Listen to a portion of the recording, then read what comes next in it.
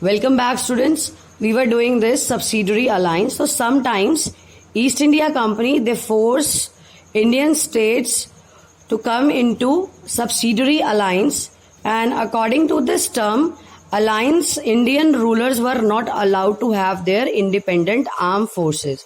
Now according to this subsidiary alliance, Indian rulers, they were not allowed to have their own independent force, because they were to be protected by company.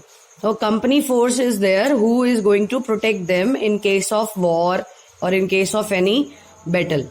But the Indian rulers, they had to pay for subsidiary forces.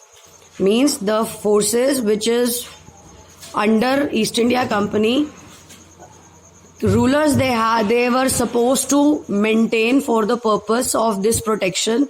So rulers, they were paying a particular amount to maintain those forces, and if any Indian ruler failed to make that payment, then some part of their territory was taken away as a penalty.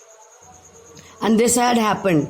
This subsidiary alliance was started by Richard Wellesley.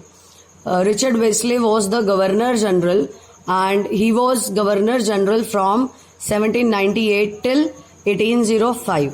So Richard Wellesley, he took advantage of this subsidiary alliance and what he did, the Nawab of Awadh, he was forced to give over half of his territory to East India Company in 1801 for the same, because he was unable to pay for the subsidiary forces.